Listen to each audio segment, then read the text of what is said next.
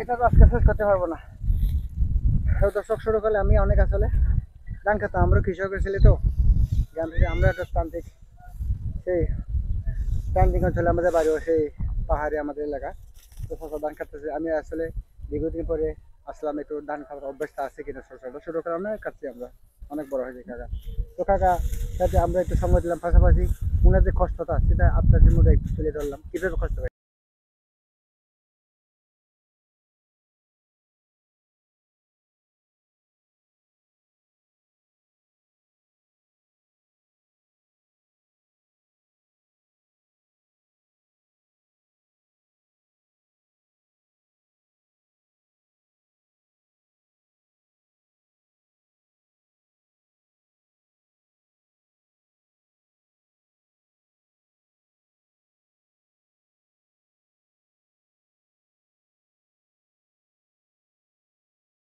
কৃষক কিন্তু এরা আবার কখনোই ন্যায্য দাম কখনো পায় না এরা আর কি।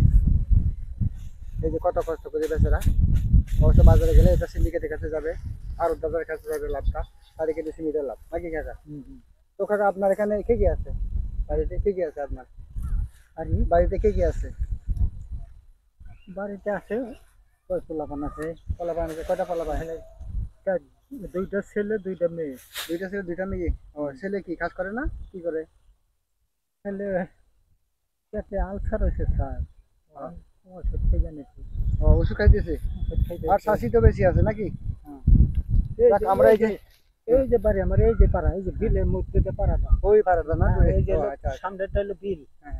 এখানে মাছ থাকে, ওখানে মাছ।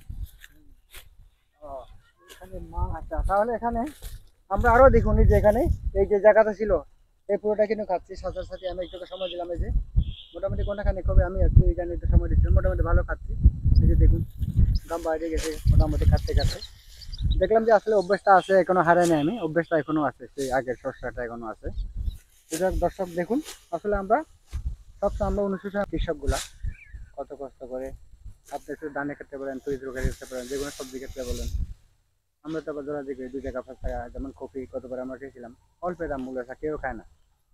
আর এখন আমরা পাচ্ছি না, সিজনাল সময় আমরা গুরুত্ব দিই না। তো তাদেরকে আমরা সবসময় গুরুত্ব দেবো, সবসময় গুরুত্ব সহকারে দেবো, কারো হারে ন্যায্য মূল্য পায়, এই জিনিসটা সবার কাছে প্রচেষ্টা করবো আর কি। তো আজকে এই পর্যন্ত, সবাই ভালো থাকবেন।